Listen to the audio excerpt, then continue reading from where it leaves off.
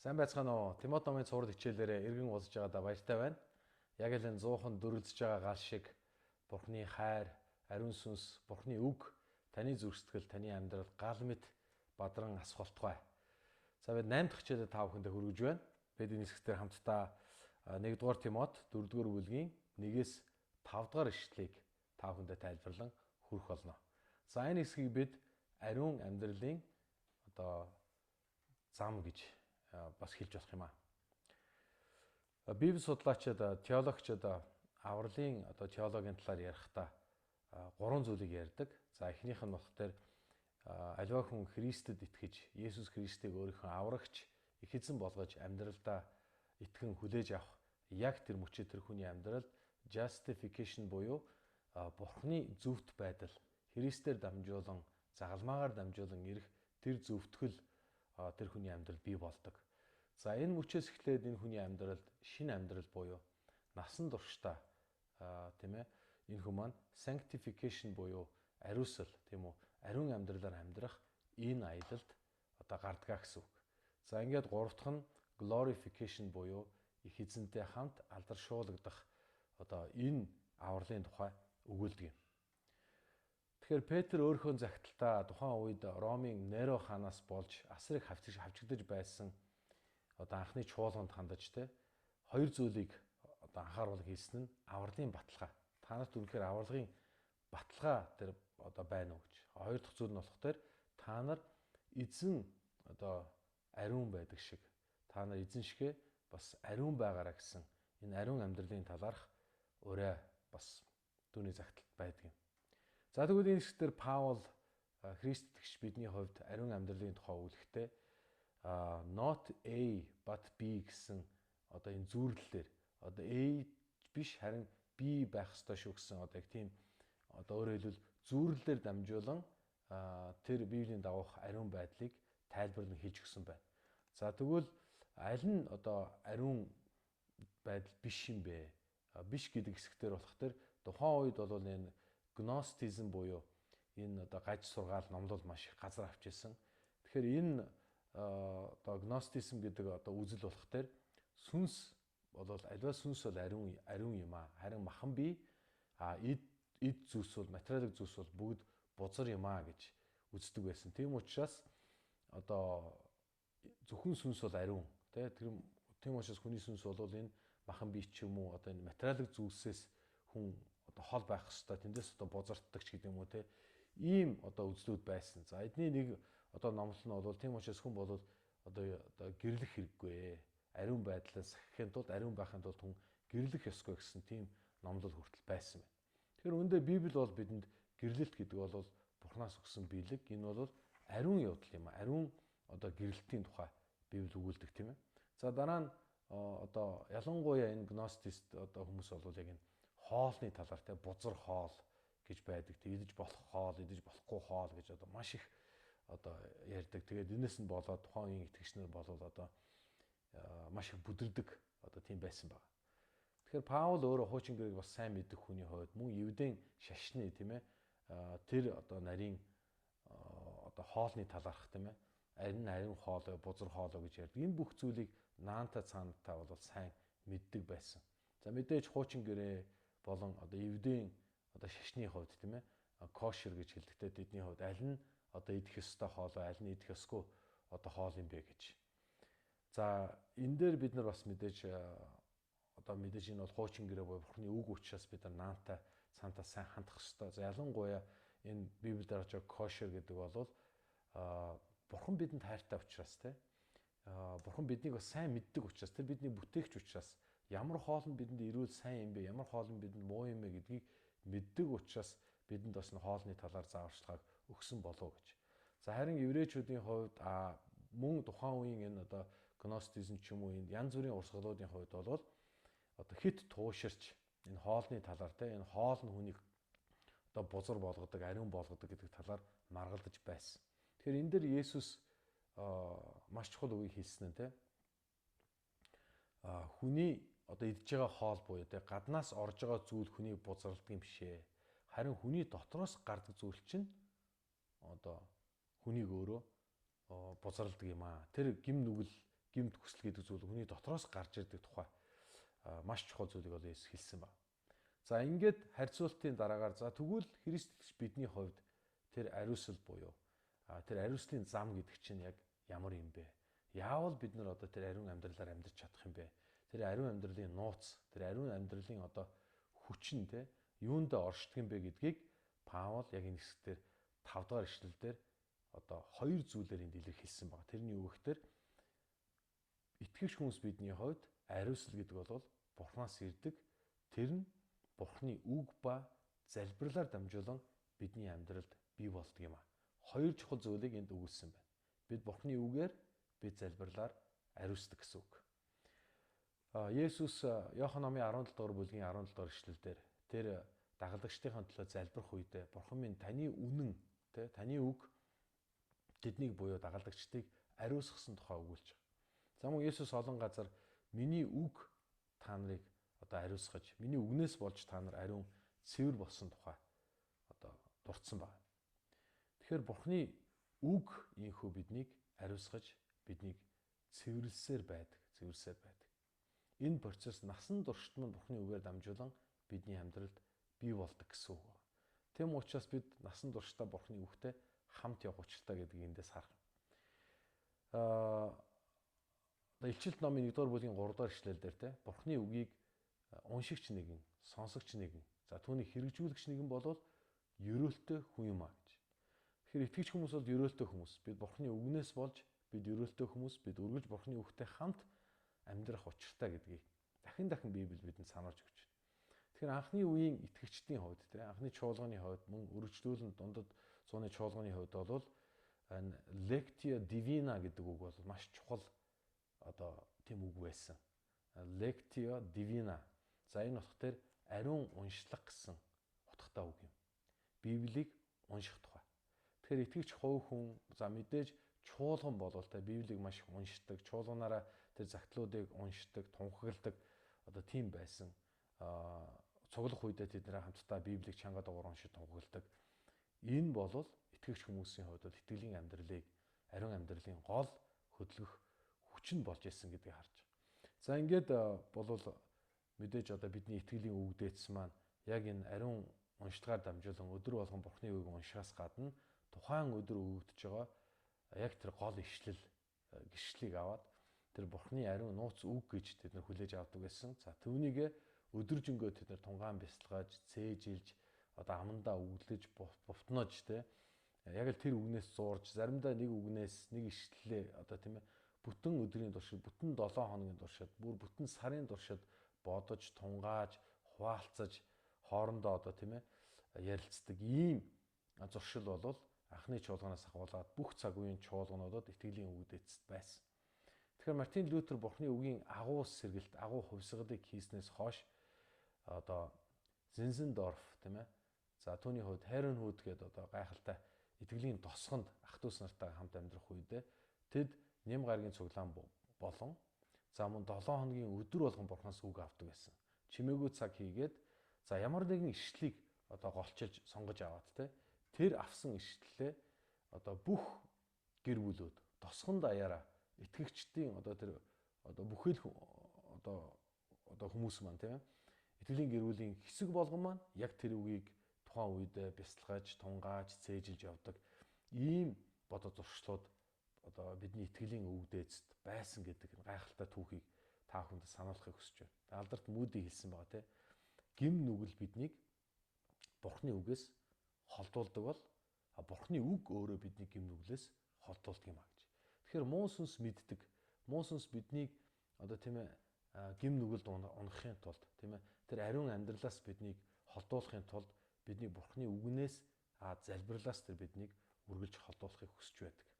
За биднийг ариуслал руу хөтэлдэг хоёр зүйл бол залбирал гэж хэлсэн. Залбирал бол биднийг Бурхан руу, Бурханы ариун зөвхт байдал руу хөтлөн дагуулдаг. Их эзэн бидэнд залбирлыг заахтаа өдөр тутмын далахыг энэ өдөр бидэнд өгөөч.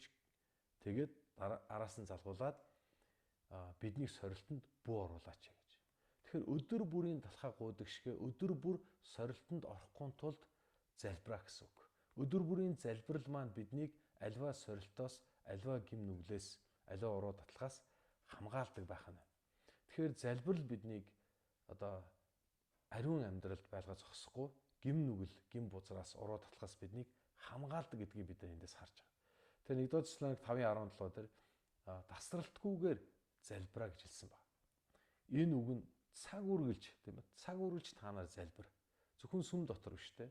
Гэр бүлдээ, годамжинд, ажил дээр хаасаагүй үргэлж залбирч байгаараа гэдэг энэ утгыг хэлж байгаа. Тэгэхээр эртний чуулганы итгэгч нар бас яг энэ тасралтгүй залбирал гэдэг үгийг үргэлж сануулахын тулд тэд нар breath prayer буюу те одоо залбирлын амьсгалч гэдэг юм уу? Амьсгалах залбиралч гэдэг юм уу те?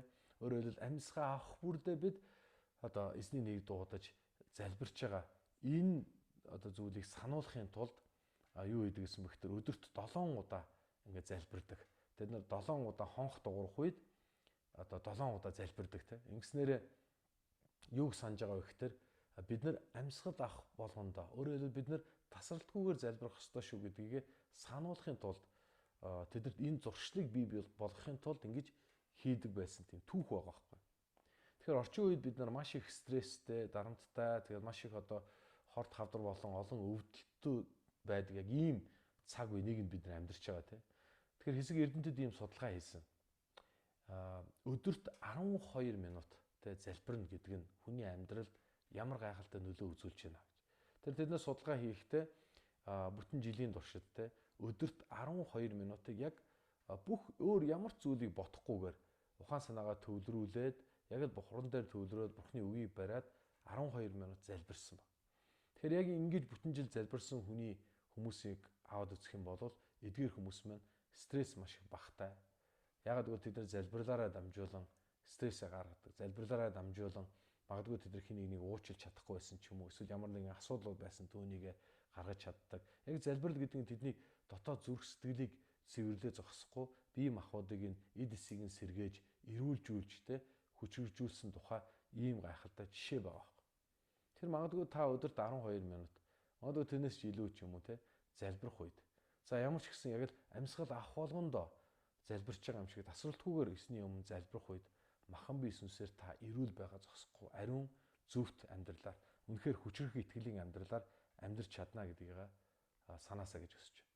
Тэгэхээр Үлс номын 6 дугаар бүлэг дээр нэгэн үйл явдал гардгийг та бүхэн сайн санаж байгаа бах те. Дагалдагч нар маш чухал зүйлийг хэлсэнтэй бидний хувьд хоёр зүйлд илүүх анхаарал хандуулъя. Тэр нь Бурхны үг ба залбирал гэж хэлсэн. Бид нар үгийн үйлчлэл болон залбиралд илүүх анхаарлаа хандуулж илүү өөрсдийгөө зориулъя гэж. Тэгэхээр мэдээж энэ бол зөвхөн одоо чуулганы пастор ахлагч нарын одоо үйлчлэл биш юм. Итгэгч хүн болгон, Христ итгэдэг хүн болгон залбирал ба үгтэй өдөр бүр хамтдаа байна гэдэг бол бидний ариун бас ялгуулсан ялалтын амьдрал руу бидний хөтлөн дагуулна гэсэн үг. Тэгэхээр анхны чуулган болон за мөн одоо бидний итгэлийн өвгдөөц дундад зууны чуулгануудыг харах юм бол тэдэнд хоёр чухал үг бас байсан. Тэр нь нэг нь болохоор медитатио. Энэ медитатио гэдэг нь болохоор meditation буюу тэ бясалгал гэсэн утгатай үг байгаа. Чимээгүй цаг гэдэг юм уу те. Oratio гэсэн энэ хоёр үг байгаа. За эхнийх нь энэ медитатио буюу meditation гэдэг нь болохоор бясалгал буюу чимээгүй цаг. За бид нар будны шашных шиг ингээд бясалгал хийж байгаа нь өөрийгөө хоосолж байгаа тийм бясалгал биш. Харин бид нар өөрийгөө бид нар яг амьсгал авж байгаа юм шиг Бурхны үгээр, Бурхны хүслээр, Бурхны сүнсээр яг дүүргэж байгаа те. Тэр зүйлийг бид нар бясалгал буюу чимээгүй цаг гэж хэлж байгаа. Бид нар яг амьсгалыг авж байгаа шиг Бурхны үгийг уншиж, Бурхны үгийг тунгаан бодож, Бурхны үгийг дотгошоо зүрх сэтгэлдээ оюун бодолдоо бид нар оруулж яана гэсэн үг байхгүй. Энэ бол бясалгал буюу Христ итгэгч одоо за чимээгүй цагч гэдэг бид ярьдаг те энэ зүйл. За тэгвэл дараагийнх нь оратиа гэдэг нь болохоор бидний амнаас гарч байгаа зүйлийн тухай ярьж те. Бид яг амьсгал авж байгаа мэт Бурхны үгийг авж байгаа те. Бурхны үгийг уншиж байгаа, тунгаан бясалгаж байгаа. За тэгээд амьсгал маань гарч байгаатай адилхан бидний амнаас гарч байгаа үг тунхаглал. За нөгөө талаас үүнийг бол залбирал гэж хэлж байгаа байхгүй залбирал. Тэгэхээр та нэг дагаад хийгээрэй те. Амьсгалаа авлаа, амьсгалаа гаргалаа. Яг л энэ амьсгалыг Бурхан өгдөг шиг те. Бурхны үгийг бид дотгошоо орууллаа. Тэгээд бид залбирлаа. Энэ бол Бурхантай харилцах амьд харилцаа холбоо, үг ба залбирлаар дамжуулан бид нар Бурхантай харилцах харилцаа холбоогоор дамжуулан бид нар амьд, ариун, хүчтэй байж чаддаг гэдэг үгэлж байгаа. Тэгэхээр Дуулал номын 119 дугаар бүлэг бол тэр чигээрээ Бурхны хууль ба Бурхны үгийг магтсан магтаал байдаг. Залуу хүн хэрхэн зам мөрөө ариунаар зөв сахиж чадах юм бэ? Бурхны үг түүнийг хамгаалж, Бурхны үг түүнтэй хамт байхад те. Давид өөрөө тунхагласан. Таны үг намайг хамгаалж, тийм ээ. Таны үгээр би ариун зөвхт явсан тухай. Таны үгийг би өдөржингөө тунгаан бясалгаж, тийм ээ. Яг энэ дээр ямар утга байгаа гэхээр өдөржингөө таны үгийг ингээд амандаа яг нэг үгэлж байгаа юм шиг те.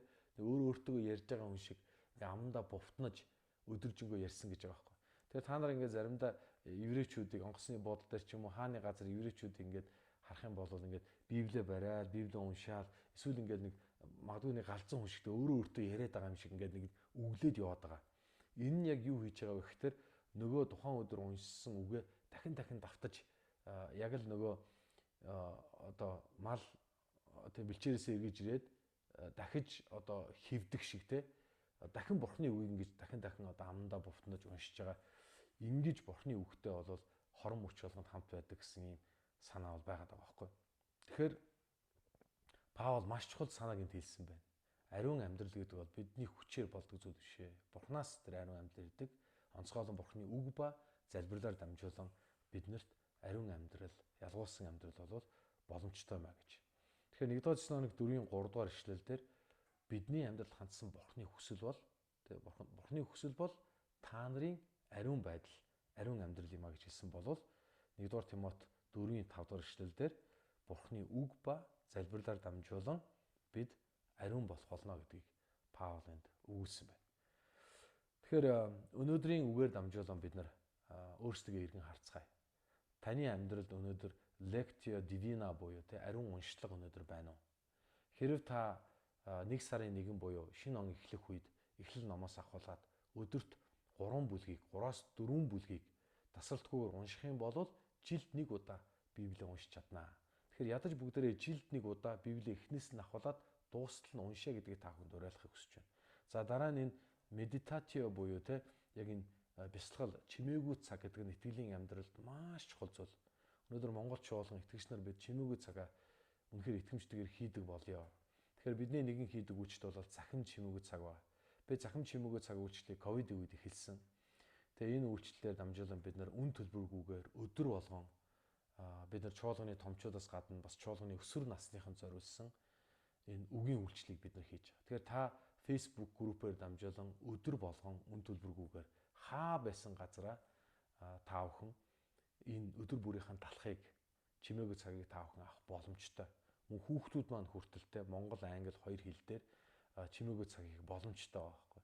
Тэгэхээр өдөр болгон та бүхэнд энэ манна буюу эзний үгийг хүрэхийн тулд бид нар хичээж үйлчилсээр байна. Харин та бүхэн үнийг илүү их ашиглаарай. Бид нар ингээд зарим хүмүүс бол яг үнэхээр ингээд номоо худлаж аваад өдөр бүрийн талхаа маш идэвхтэй сайн хийдэг те.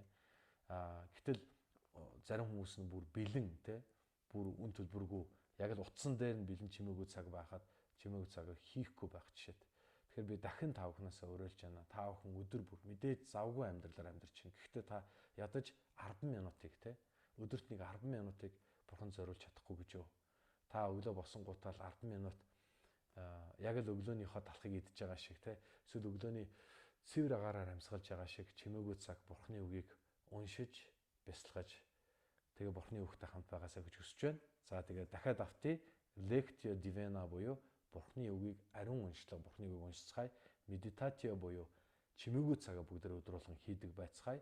Breath prayer буюу те амьсгал авах болгондоо та залбирч үнэхээр надад амь амьсгалыг өгч тэр бурхныг санаж бурхантай үргэлж ойр дотны харилцаатай байхыг хүсэж байна. Тийм ээ. Ариун амьдралын хүч чадал нь бурхны үг ба залбирлаар дамжуулан та бидэнд ирдэг юм аа. Та бид ариун амьдралаар амьдрахаар дуудагдсан. Амен.